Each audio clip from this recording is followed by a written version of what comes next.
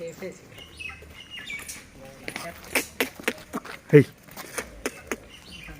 ನಿಮ್ಮ ಹೆಸರು ಹೇಳಿ ಸರ್? ನಮ್ಮ ಹೆಸರು ರಂಗಸ್ವಾಮಿ. ನಿಮ್ದು ಯಾವರು? ಇದೇವರಾ? ಊರ ಹೆಸರು ಹೇಳಿ? ದೂರ್ನಹಳ್ಳಿ.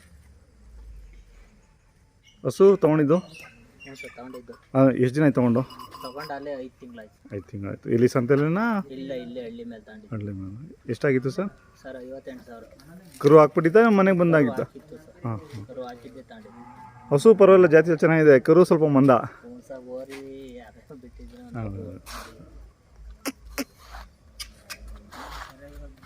ತಿರ್ಗಾ ಊರಿ ಕೊಡ್ಸಿದ್ದೀರಾ?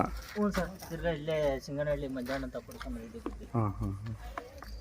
ಈಗ 1 ತಿಂಗಳಾಯ್ತು ಸರ್. ತಿಂಗಳಾಯ್ತಾ? ಹಾಂ.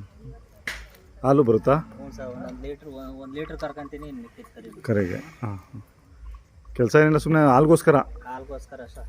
ನಮ್ಮ ಮಗ ಐತೆ, ಮಗಿಗೋಸ್ಕರ. ಹಾಂ ಹಾಂ. ಒಳ್ಳೆಯದು ಸರ್. ನಾಟಿ ಹಸು ಹಾಲು ಮಕ್ಳಿಗೆ ಕೊಟ್ಟರೆ ತುಂಬ ಒಳ್ಳೆಯದು. ಆ ಉದ್ದೇಶಕ್ಕೋಸ್ಕರ ತೊಗೊಂಡಿದ್ದಾ? ಹೌದು. ಆ ಥರ ಸ್ವಲ್ಪ ಅಟ್ಲೀಸ್ಟ್ ಎಲ್ಲ ರೈತರು ಅಲ್ದಿದ್ರು ಕೆಲವು ಗೊತ್ತಿರೋ ರೈತರು ಮನೆಗೋಸ್ಕರ ಒಂದು ಹಸು ಸಾಕೊಂಡ್ರೆ ಇದು ಉಳಿಸ್ದಂಗೂ ಆಗುತ್ತೆ.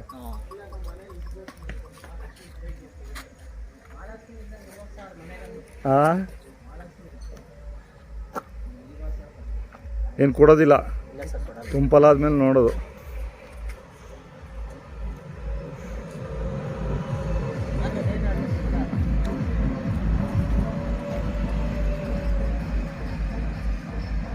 ಈ ಕರುಗಳಿಗೆ ಡಿಮ್ಯಾಂಡ್ ಇರುತ್ತಲ್ಲ ಸರ್ ಮಹಾರಾಷ್ಟ್ರದವ್ರಿಗೆ?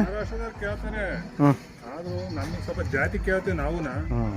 ಈ ಸತಿ ಒಳ್ಳೆ ಕರ್ದು ಹೋಗ್ಬೇಕು, ಒಳ್ಳೆ ಓರಿ ಕೊಡ್ಸಿದ್ದೀವಿ ಈ ಸತಿ. ಇವೆಲ್ಲ ಎಷ್ಟು, ಒಂದು 20,000 25,000 ಅಷ್ಟಕ್ಕೆಲ್ಲ ಕೇಳೋದು? ಹೋಗಿ ಸರ್, ಇದೀಗ 30,000 ಹೋಗುತ್ತೆ ಸರ್. ಹೋಗುತ್ತಾ? ಹಾಂ. ಕರ ಮೇಯಣಿಕೆ ಹಿಂಗೆ ಸೊಂಟ ಪಂಟ ಚೆನ್ನಾಗಿದೆ ಅವರು. ಹಾಂ, ಅವ್ರು ಹಾಕ್ತಾರೆ. ಅಲ್ಲ, ನಮ್ಮವ್ರುಗಳಂದ್ರೆ ಬರೀ ಒಂದು 18-20,000 ಅಷ್ಟಕ್ಕೆ ಕೇಳ್ತಾರೆ. ಮಹಾರಾಷ್ಟ್ರ 25-30 ಕೊಡ್ತಾರೆ. ಅಲ್ಲಿಂದ ತಕ್ಕ ಒಂದಿಷ್ಟು ಬೆಲೆ ಆಗ್ತದೆ.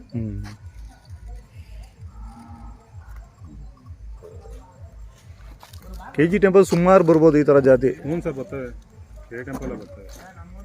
ಇದನ್ನು ಹೊಸ ಚೆನ್ನಾಗಿದೆ. ಇದು ಮಾಗಡಿ ಕಡೆದು ಇರ್ಬೋದೇನೋ ಗೊತ್ತಿಲ್ಲ. ಇಲ್ಲ ಸರ್, ಇದು ನಮ್ಮ ಹಳ್ಳಿದೇನ ಒಳ್ಳೆ ಜಾತಿಲೇ ಐತೆ ದನ. ಅವರು ಯಾರೋ ಓದಿ ಒಳ್ಳೇದು ಬಿಡ್ತಿರಲಿಲ್ಲ.